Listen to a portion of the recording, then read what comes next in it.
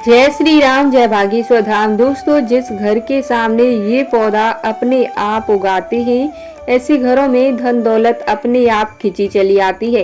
पेड़ पौधे लगाने के शौकीन तो हर कोई होता है, और हो भी क्यों ना, क्योंकि पेड़ पौधे हरियाली लाते हैं। तो वहीं कुछ पौधे ऐसे हैं जो घर में सुख समृद्धि लाते हैं, तो वहीं कुछ पौधे घर का नाश भी कर देते हैं। आज मैं बताने वाली हूँ उन पौधों के बारे में जो घर में सुख समृद्धि लाते हैं, साथ ही उन पौधों के बारे में जिनको घर में भूल कर भी नहीं लगाना चाहिए। तो बने रहिए मेरे साथ वीडियो के अंत तक। दोस्तों, जानने से पहले एक बार हमारी प्यारी राधा रानी के नाम का जयकारा कमेंट बॉक्स के माध्यम से अवश्य लिखाएं, यानी कि कमेंट बॉक्स में लिखें राधा रानी सरकार की जय। दोस्तों, घर के मुख्य द्वार पर या घर में अगर हल्दी का पौधा आप लगाते हैं तो नेगेटिव एनर्जी घर से दूर होती है। घर में किसी प्रकार की बुरी शक्ति का अभाव नहीं रहता है। हल्दी का पौधा घर में माँ लक्ष्मी के आने का प्रतीक होता है।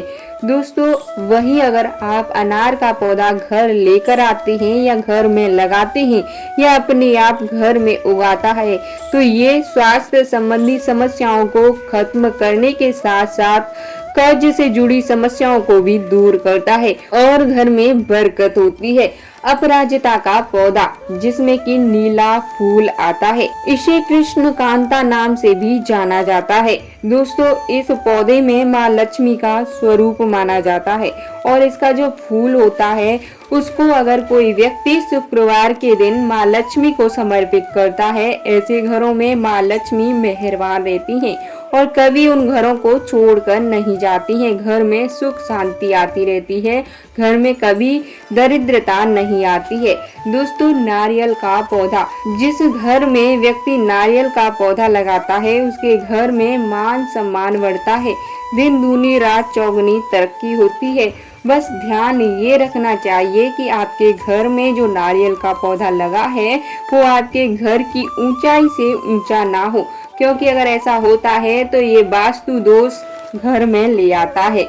दोस्तों, तुलसी का पौधा, इसके बारे में तो हर कोई जानता है कि इसमें माँ लक्ष्मी का वास होता है। इसके बारे में ज्यादा डिटेल से नहीं बताने वाली हूँ, क्योंकि इसके बारे में लगभग सभी को जानकारी होती है, परंतु एक जानकारी मैं अवश्य बताऊंगी कि इसको भूल कर भी घर की दक्षिण दिशा में नहीं लगाना चाहिए।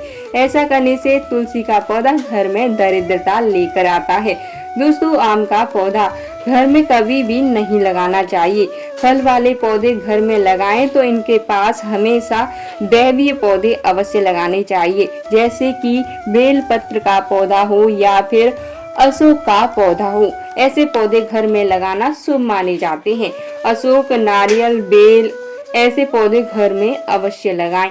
दोस्तों, घर के आसपास पीपल या बरगद का पौधा भूल कर भी ना हो।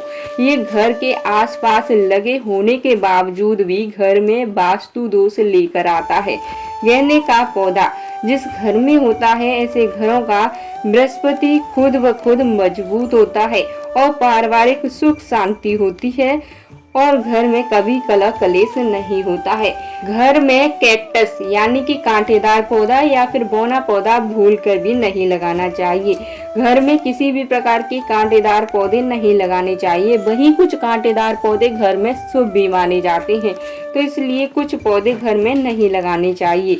अगर आपके घर के बाहर सफेद आंख का पौधा अपने आप उगाता है तो समझो आपके घर में माँ लक्ष्मी स्वयं चलकर आने वाली हैं। या फिर आप अपने घर के मुख्य द्वार पर आंख यानी कि जो सफेद आंख होती है उसका पौधा लगाते हैं तो ये बहुत ही शुभ माना जाता है। ऐसे में आपके घर में किसी प्रकार के जादू टोना तंत्र मंत्र का कोई असर नहीं होता है और आप उस पौधे को लगातार 8 वर्ष तक अपने घर के मुख्य द्वार पर लगे रहने देते हैं, तो उस पौधे की जड़ में साक्षात भगवान गणेश का निवास होता है। और जिस घर में भगवान गणेश आ जाते हैं, यानी कि जिस घर में भगवान गणेश का निवास स्थान हो जाता है, ऐसे घरों में सुख समृद्धि आती है, रिद्धि सिद्धि आती है। तो ऐसे घरों में कभी धन की कमी नहीं होती है। तो कोशिश करें कि आप अपने घर के मुख्य द्वार पर सफेद आंख का पौधा लगाएं या अपने आप उगाएं, तो उसे उखाड़ कर ना फेंकें। तो दोस्तों, पौधों से जुड़ी आज की ये जानकारी यहीं पे समाप्त होती है। उम्मीद करते हैं आपको हमारे द्वारा दी गई जानकारी पसंद आई होगी। वीडियो पसंद आया है तो वीडियो को लाइक अवश्य करें और चैनल पर नए हैं तो चैनल को सब्सक्राइब करें। और अभी तक आपने कमेंट बॉक्स में राधा रानी सरकार की जय हो नहीं लिखा है तो जल्दी से राधा रानी सरकार की जय हो लिख दें। इसी आपके मुख से हमारी राधा रानी के नामों का जप होगा, जिसका पुण्य फल आपको जरूर प्राप्त होगा और आपके ऊपर हमारी प्यारी राधा रानी की कृपा बरसेगी। तो दोस्तों, मैं विदा लेती हूँ और मिलती हूँ आपसे नेक्स्ट वीडियो में।